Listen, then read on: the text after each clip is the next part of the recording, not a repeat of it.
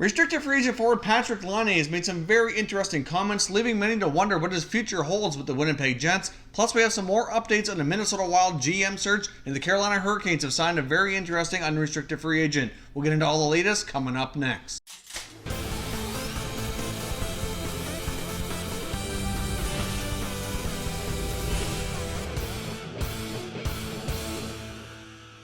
So welcome back here to Top Shelf Hockey. We have a variety of things to cover here in today's video, and I want to get started with a couple of quick hits, including the Carolina Hurricanes signing a very interesting unrestricted free agent forward from the college hockey system, Chase Priskie, who was originally drafted by the Washington Capitals back in 2016, but was never been signed, and as of August the 15th of this year, now becomes an unrestricted free agent. He's been a very solid defenseman in the U.S. college hockey system with Winnipeg over the last few years. He's been their captain and has had some very offensive, solid numbers during that time frame. It was a very coveted free agent here, assuming that he didn't sign with Washington. There was a bunch of teams kind of watching that situation closely and kind of seeing if he was going to become available. And of course, he's been snagged now by the Carolina Hurricanes, who he signs a 2-year entry-level contract with. So yet another defenseman with some talent added to that interesting pool of guys going into training camp. We're just going to fuel more speculation on if they're going to end up trading another defenseman. We did see them trade Calvin DeHaan earlier this summer,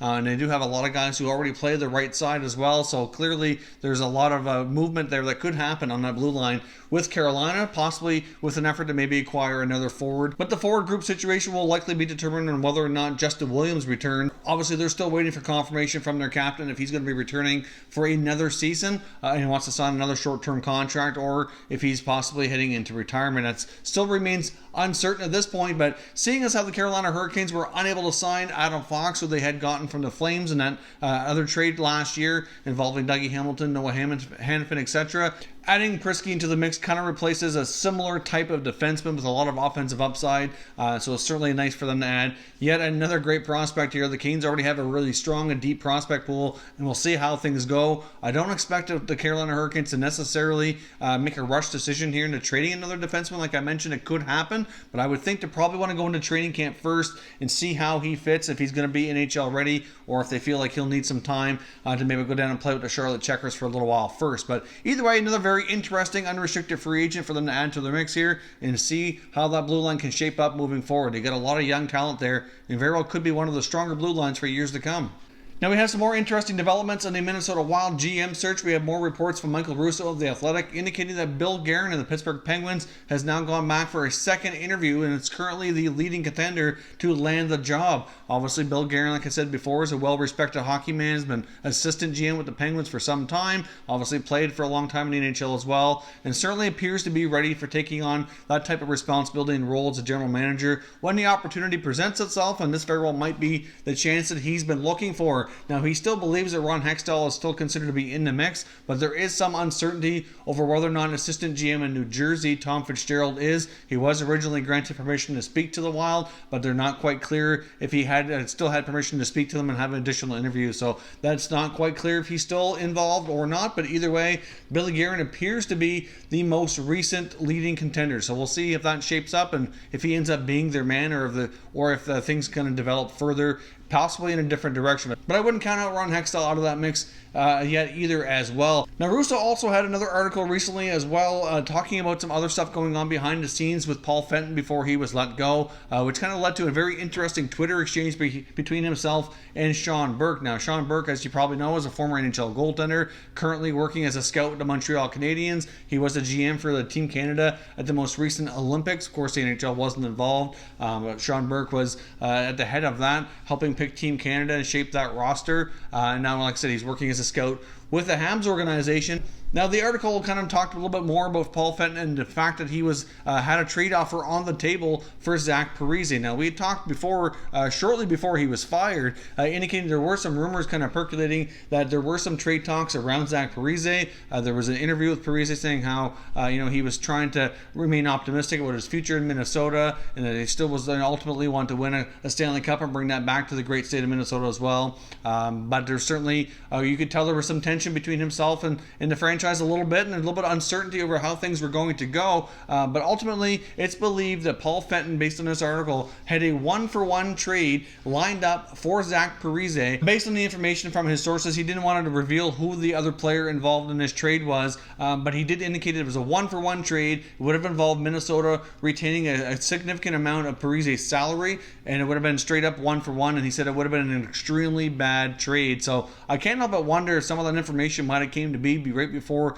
he was fired, because it wasn't long after those rumors started to circulate. Within a couple of days, he was gone from the job, and obviously, as we discussed before, there was a lot of other things going on behind the scenes that made the whole work environment, the whole culture of the organization not really be going well, and he wasn't exactly well liked and easy to work with. And there's plenty of other reasons why the owner decided to release him from his contract after only one season. After that article was put out, Sean Burke kind of blasted Russo on Twitter, saying he should be naming his sources and all that, and many believe that he's really upset over the fact that he wasn't given an opportunity to interview for the position, but one of his colleagues with the Montreal Canadiens, Scott Mellanby, was. After the Twitter exchange, Sean Burke ended up deleting his Twitter account, and it just all seemed really weird, kind of odd and unprofessional on his part, in my opinion, to kind of attack him the way he did. Obviously, most reporters are not going to go out of their way to name their sources and reveal lots of stuff from inside the organization like he did, and then obviously, it's going to make things really awkward for the people that are giving him the inside information there. But either way, some more interesting information unfolding in Minnesota, but as of now, Bill Guerin's your leading contender to likely land the job and be the new GM of the Wild. Now, the most interesting piece of the day, I want to talk about the latest on RFA forward Patrik Laine and his potential future or lack thereof with the Winnipeg Jets. Now, Chris Johnson of Sportsnet recently interviewed Laine over in Finland, and there's certainly some very interesting quotes given by Laine during this interview. I'm going to show you a few snippets here from his article that he posted on Sportsnet's website after this took place. The article starts off by saying Patrik Laine says contract talks with the Winnipeg Jets have been non-existent all summer, and he isn't sure what it means for his future with the team. As one of several prominent NHL restricted free agents still without the new deal, the Sniper is currently entering the late stages of summer training under a cloud of uncertainty. Speaking here before the Finnish Alumni All-Star Game about an hour north of Helsinki, Laine told Sportsnet that he's confident he'll be playing somewhere next season. He just doesn't know if that somewhere will be Winnipeg. He says, well, you never know. It's still business. You've got to be prepared for anything, Laine said Friday. But yeah, you never know where you're going to play next year, so I'm just prepared for anything. The response was open-ended enough that it begged the obvious follow-up. Does he still want to play for the Jets? Then he says, well, I've got nothing bad to say about Winnipeg, It's been good so far. But you never know. So that's kind of my comments. Laine is coming off a season that featured more peaks and valleys than his first two in Winnipeg, but still boasts impressive credentials. The second overall pick from 2016 has scored more goals, 110 to be exact, since entering the NHL than all but 5 players, including Alex Ovechkin, 133, Nikita Kucherov, 120, Connor McDavid, 112, John Tavares, 112, and Austin Matthews, 111. He also compiled those numbers before celebrating his 21st birthday. Laine's 30-goal season came after he hit 44 and 36 as a sophomore and rookie, but he believes it included strides in other facets of his play. I learned when I'm scoring a lot. And when it's not going well, I've just got to stay with it, said Laine. Still, even though you're not scoring, there's so many things you can do well for your team, and I think that's the most important thing.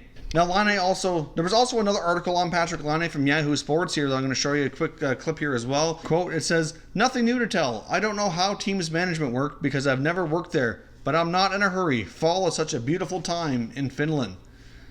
So clearly Patrik Laine is indicating that there's really nothing new to report on. There's been no talks of negotiations. He doesn't seem to be, absolutely sold on the fact that he's going to be returning to Winnipeg. Could this lead to a trade? There's been so many rumors, so much talk over the offseason when it comes to not only Laine, but many of these RFAs. Like I was talked about here in a few different times, this is an unprecedented time. We still have 35 restricted free agents around the NHL. Now, of course, some of them are more prominent than others. So even out of the 35 remaining RFAs, they're not all big-time players, but there's quite a few that are extremely strong players and are likely looking for significant contracts. Quite often in the second contracts, you usually see a lot of bridge deals before players get locked up long term, but times are definitely changing in the NHL, and you can't help but wonder how the other players around the league are really starting to feel about all this. I mean, you get guys that have been working hard to become UFAs at young ages, like maybe 26, 27, 28 years old, that may not be getting paid as much because teams are not going to have as much money left over after many of these RFAs end up, inking these mega deals. But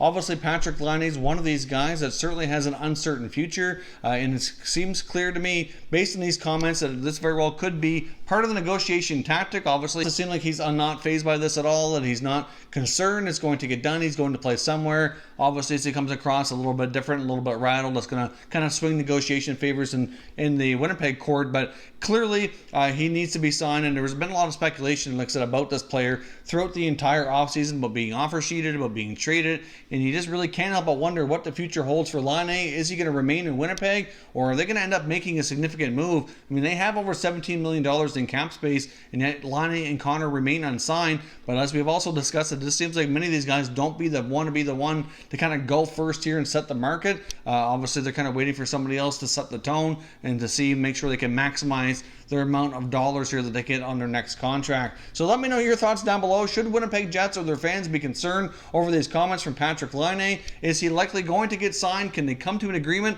Or very well, could he end up staying over in Finland and missing training camp, maybe the start of the year? Or even more, could he end up being traded and see a blockbuster deal come out of the Winnipeg organization? Let me know your thoughts down in the comments, and we'll continue the conversation. If you're new to the channel, consider subscribing and turning on your notifications so you don't miss any future videos. Video a thumbs up if you enjoyed it as well. I'd appreciate it if you did. As always, thank you for watching, and I will catch you next time.